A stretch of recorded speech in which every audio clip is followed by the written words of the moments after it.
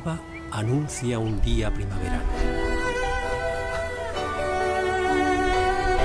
Estos alcornoques centenarios constituyen uno de los símbolos tópicos de Doñana y de su extraordinaria biodiversidad.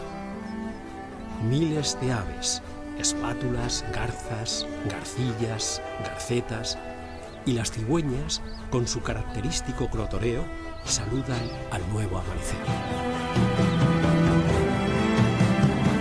Las espátulas inician los preparativos para recibir a la descendencia en cuya partida de nacimiento figurará Doñana.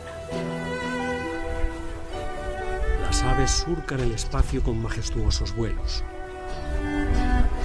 Después del ejercicio, buscarán un sitio en las ramas de los viejos alcornoques que se están muriendo a causa de las defecaciones de sus inquilinos.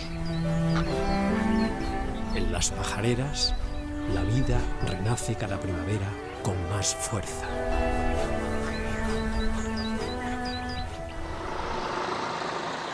Los técnicos de la Estación Biológica de Doñana, Héctor Garrido y Fernando Ibáñez, llevan muchos años viviendo los procesos naturales. Hoy salen a caballo para inspeccionar la marisma de Hinojos. El agua es esencial para la marisma. Las aguas subterráneas y el acuífero 27 en concreto son la base para el funcionamiento ecológico de los ecosistemas de Doñana. Los humedales son una fuente de materia orgánica que es la base de redes alimentarias complejas. El bayunco y la castañuela crecen en la marisma y sirven de alimento para numerosas especies herbívoras. Algo llama la atención de nuestros guías: una planta alóctona o exótica que está colonizando la marisma. Esto es Azolla filiculoides, una de los nuevos invasores de Doñana. Es una planta de origen extraño, de origen americano, y que se observa en Doñana desde hace relativamente poco tiempo. Ha inundado gran parte de la superficie de la lámina de agua de Doñana y bueno, pues está acarreando una serie de problemas de conservación bastante graves y no tenemos herramientas ahora mismo para controlar su expansión. Este es un ejemplo de cómo Doñana está abierta a los procesos globales de transformación. La vida se renueva. Es tiempo de nidificación.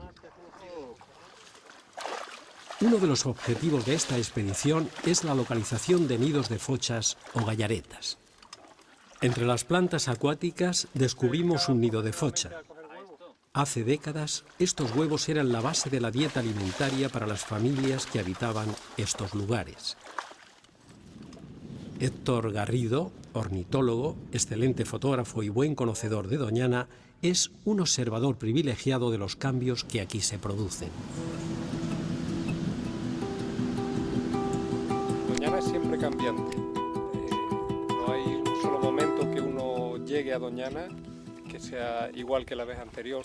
Las estaciones del año van imponiendo cambios, pues como en todas partes, pero en Doñana los cambios son más bruscos, no son tan sutiles como en otros sitios, son unos cambios mucho más evidentes. O sea, llegamos aquí a este lucio y hoy lo vemos florecido de manzanilla, de ranúnculo, y mañana pues lo veremos completamente seco o incluso teniendo agua tendrá otro aspecto porque le crece la vegetación, tal. Los cambios son muy rápidos y cada vez que accedemos a la marisma vemos una marisma nueva. Tradicionalmente, en la marisma inundada se han utilizado dos medios de transporte: el caballo y el cajón o bote. Fernando Ibáñez ha sido uno de los últimos en utilizarlo, como hicieran los científicos a mediados del siglo pasado. Esos señores ingleses, que todavía quedan algunos vivos, pues concretamente yo he conocido a algunos que han venido a Doñana, pues recuerdan esas expediciones como algo maravilloso, ¿no? Era un contacto muy estrecho con la naturaleza y con el medio, ¿no? Y con las aves que ellos controlaban, ¿no? En estas inspecciones pueden estar 10 o 12 horas a caballo. Héctor y Fernando llevan años viviendo en la marisma. Yo hasta hace poco he vivido en la casa de Lucio Mariloco, estuve viviendo 14 años allí, de los cuales 5 con mi mujer. y los 3 últimos con 2 de mis niñas, ¿no? Y bueno, es un sitio muy bonito para vivir. De hecho, yo no me hubiera venido al palacio, que es donde vivimos actualmente, pero debido a la dificultad, sobre todo fundamentalmente por la escolarización de las niñas, pues nos vinimos para acá.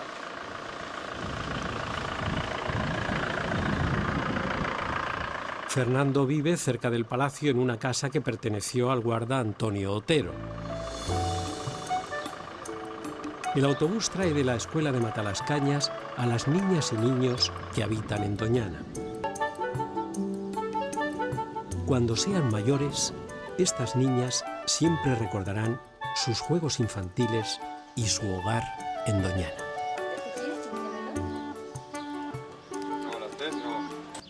La educación es esencial para la formación del individuo.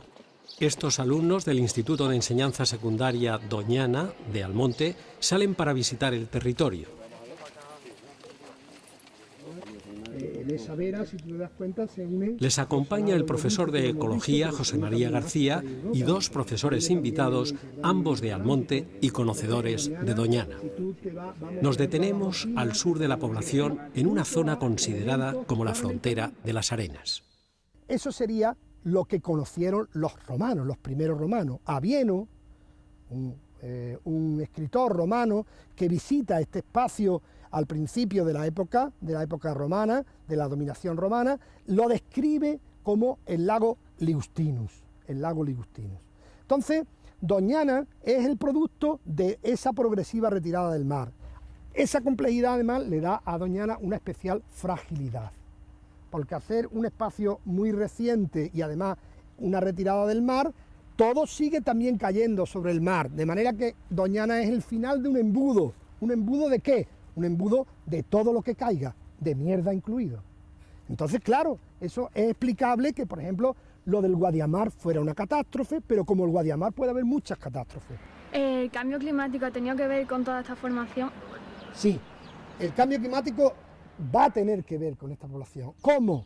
Primera cuestión que podíamos notar, probablemente la noten nuestros nietos ya, un proceso de más salinización de la marisma. Esto ha ido, como decíamos, a ser cada vez más dulce, podrá volver a ser cada vez más salado.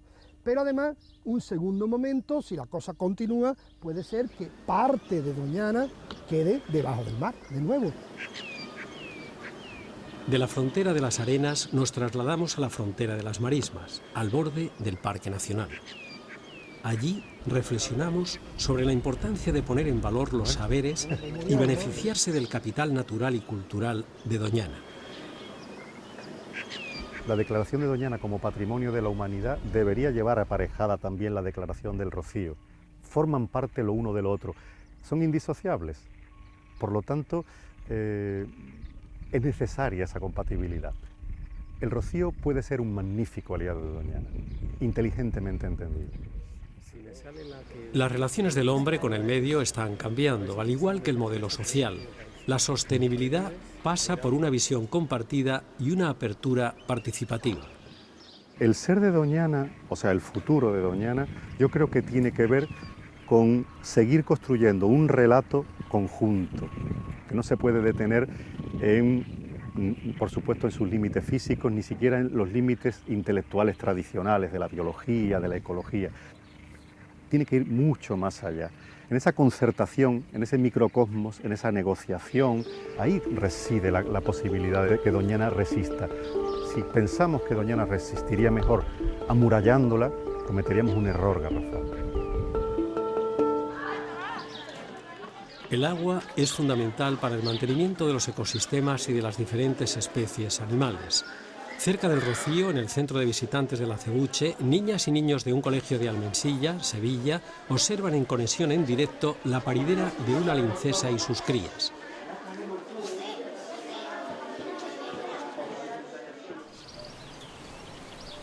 Desde 2003, Astrid Vargas dirige el plan de cría en cautividad del lince ibérico, el felino más amenazado del mundo. La población de Doñana es una población aislada con bastante consanguinidad. Si logramos hacer camadas mixtas significa que en un futuro podremos traer animales de Sierra Morena a Doñana y aumentar la variabilidad genética, darle un poco de vigor genético a la población natural de Doñana. Vamos a conservar el 85% de la variabilidad genética que existe en la naturaleza durante un periodo de 30 años, para hacer todo el manejo genético, para evitar la endogamia.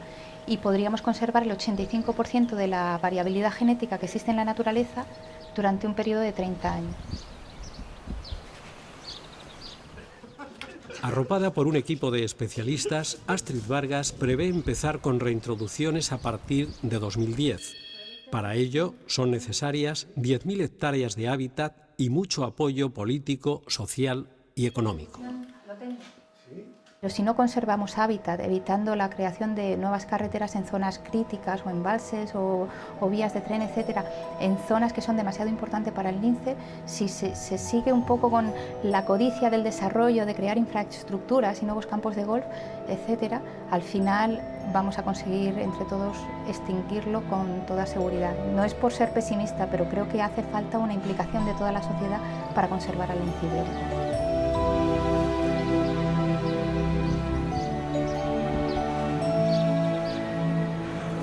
Miguel Delibes, biólogo, naturalista, fue director de la Estación Biológica de Doñana y ha dedicado muchos años de su vida al estudio del lince ibérico. Para Delibes, la cría en cautividad es una red de seguridad, pero el lince debe sobrevivir en el medio salvaje. El lince tiene que seguir existiendo. El lince sería el primer felino silvestre que se extingue en el mundo en casi 10.000 años, desde la última glaciación. No se ha extinguido ninguna especie que sepamos, ¿no? Y no podemos pasar el bochorno de que se extinga en España y en nuestra generación, en la península ibérica y en nuestra generación. Yo no puedo plantearme sin un inmenso dolor que las generaciones futuras digan se os extinguió a vosotros, ¿no? En 2006 murieron 6 linces en Doñana, 5 de ellos por atropello. En Andalucía quedan más de 160 linces en libertad, de los que unos 40 se hallan en Doñana y el resto en Sierra Morena. En la primavera de 2007, 6 nuevos cachorros nacieron en cautividad. Desde la llegada de Astrid Vargas, el plan de cría en cautividad cuenta con casi 40 ejemplares. También se registraron bastantes nacimientos en libertad, sobre todo en Sierra Morena. Peligros que acechan al futuro del lince: falta de conejos, de territorio, utilización de cebos y venenos, atropellos en carreteras, presión del hombre sobre el medio. La fragilidad, ligada al ciclo del agua, es una de las características del territorio de Doñana. Estoy de acuerdo contigo.